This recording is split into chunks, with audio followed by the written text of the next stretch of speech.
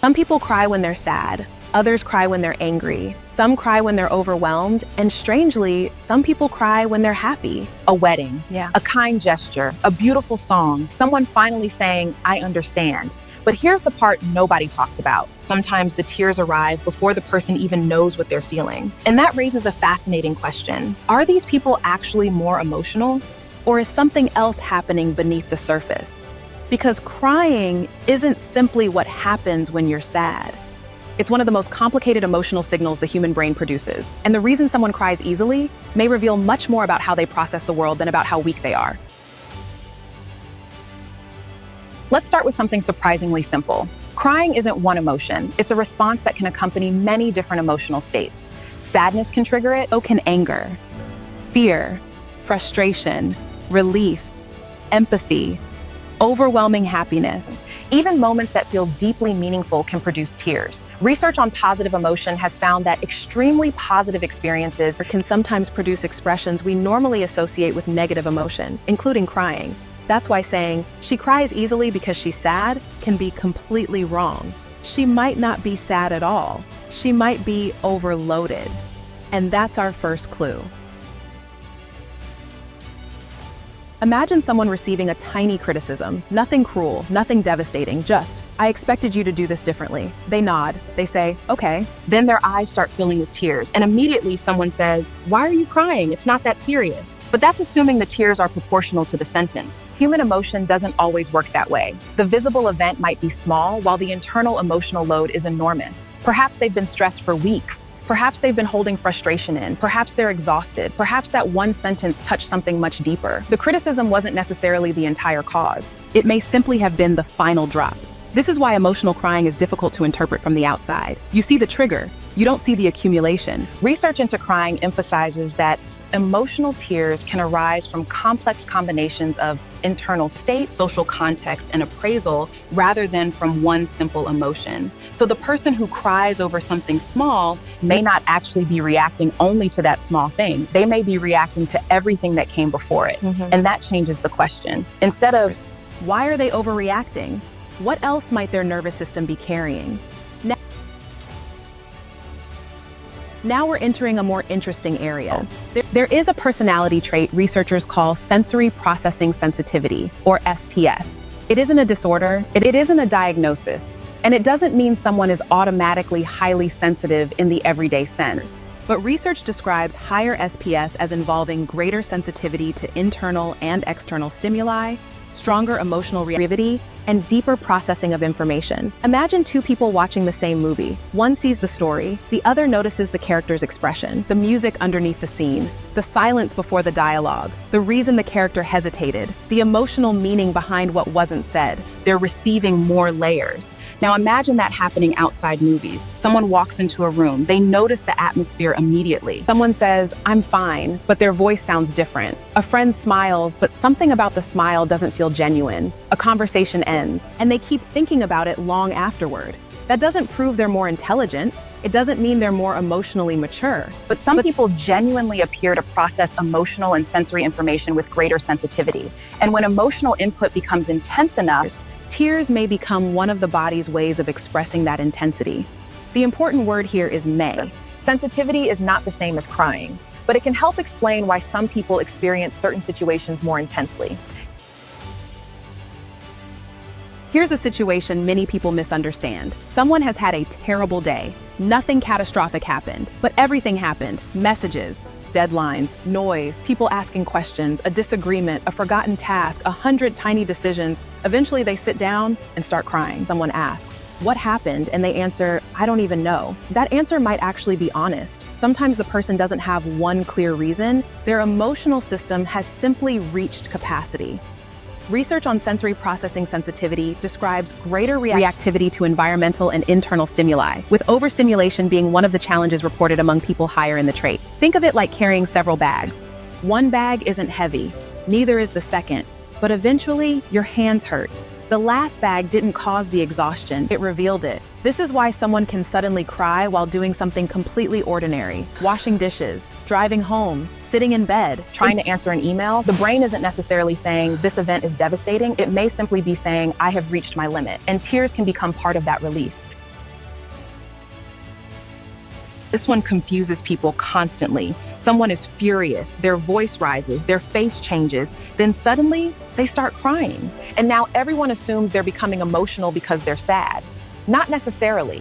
Anger and sadness can overlap. So can frustration, helplessness, shame, and disappointment. Imagine arguing with someone. You know you're right, you explain yourself, they keep misunderstanding you. You become more frustrated, you want to shout. Instead, your eyes fill with tears. That doesn't mean I'm too weak to argue. The tears may be part of an intense emotional state that the person is struggling to express through language. And there's another layer. Crying can become socially uncomfortable. The moment tears appear, the person may become embarrassed. Now they're not only dealing with anger, they're dealing with everyone can see me losing control. So they try harder to suppress it, which can make the experience even more intense. Research on crying regulation shows that people actively regulate when and where they cry, influenced by both personal and social motives, which means some people aren't crying because they want everyone to see their emotions. They may actually be doing everything possible to hide them. Here's something fascinating about human crying. Tears don't only affect the person producing them, they affect observers. Research suggests visible emotional tears can make sadness easier for others to recognize and can increase helping or supportive responses.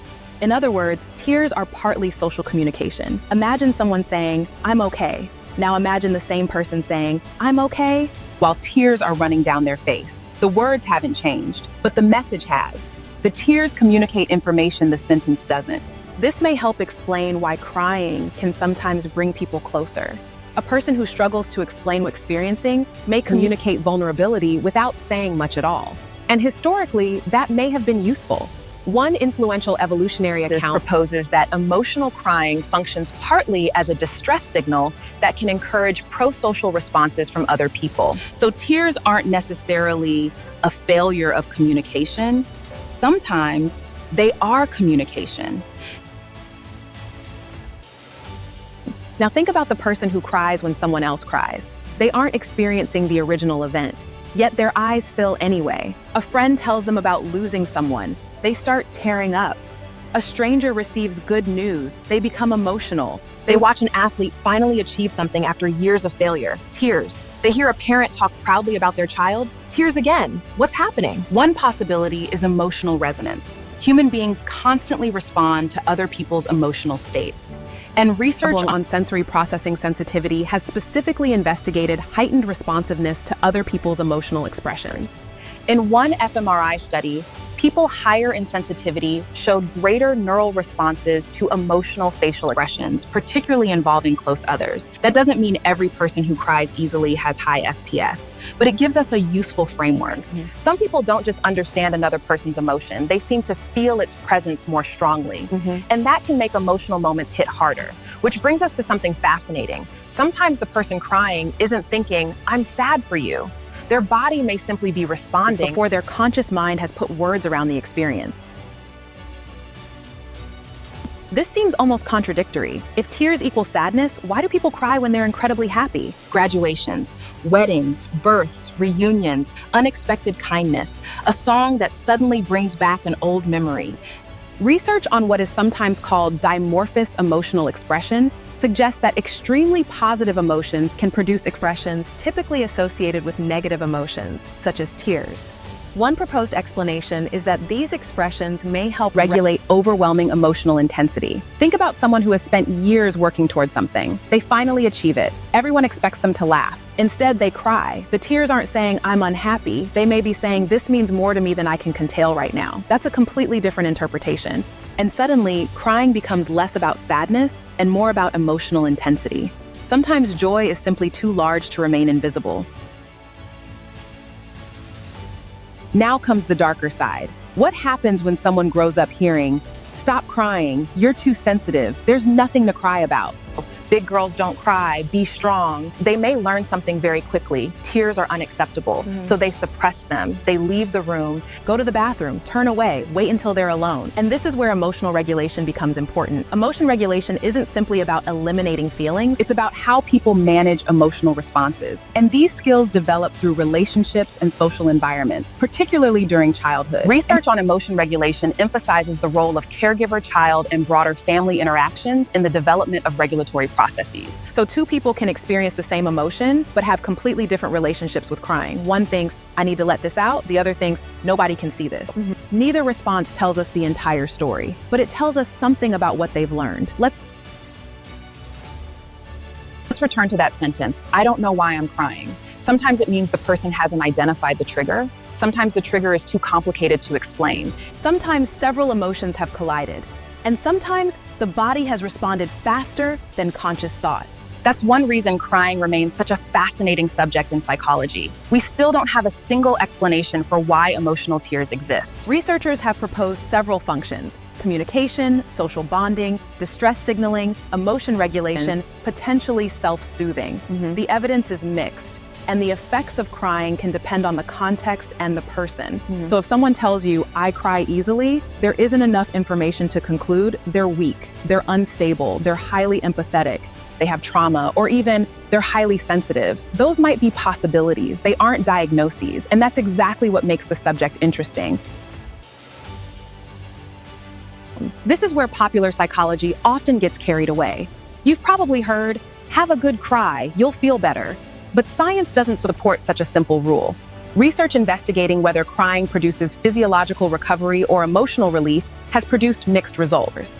One study examining stress responses after tears tested whether crying facilitated coping and recovery, illustrating how researchers are still investigating when crying helps and when it doesn't. So sometimes you cry and feel lighter. Sometimes you cry and feel exactly the same. Sometimes you cry and feel worse. Why? Because crying isn't a magic emotional reset button. The surrounding context matters. Were you comforted? Did you feel safe? Did the situation change? Were you finally able to express something? Or did you cry alone while continuing to feel trapped? The tears themselves aren't the whole story. What happens around the tears matters. There's another distinction we need to make. Crying easily can simply be part of someone's emotional temperament. But sudden or persistent changes in crying can also occur alongside stress, anxiety, depression, hormonal changes, medications, neurological conditions, or other health issues. And in rare cases, uncontrollable episodes of crying can occur as part of neurological disorders. That doesn't mean someone who cries often is automatically unwell. Far from it. It simply means personality explanations shouldn't be used to explain every change in emotional behavior. If someone's crying becomes sudden, uncontrollable, dramatically different from their normal pattern, or seriously interferes with daily life, that's worth discussing with an appropriate healthcare professional. Psychology is most useful when it helps us understand, not when it encourages us to label ourselves. Maybe this is the biggest misconception. We often treat visible emotion as evidence of poor emotional control. But emotional expression and emotional regulation aren't identical. Someone can cry and still think clearly. Someone can cry and make a rational decision. Someone can be extremely emotionally sensitive and have excellent self-awareness. And someone who rarely cries can still experience enormous emotional pain. Tears reveal something, but they don't reveal everything. So perhaps we should stop asking, why are you crying? As though the tears themselves are the problem. Maybe a better question is, what is your body trying to communicate right now? Because sometimes the answer is sadness. Sometimes frustration, sometimes exhaustion, sometimes empathy, sometimes relief, sometimes joy, and sometimes it's everything at once. Think about the last time you cried unexpectedly. Maybe it was during an argument, maybe after receiving good news, maybe while watching a movie, maybe because someone was unexpectedly kind to you, or maybe you were completely alone and suddenly couldn't hold everything together anymore. You might have wondered, why am I like this? But perhaps the better question is, what was happening inside me that I hadn't found words for yet? Because crying isn't a complete psychological explanation, it's a clue.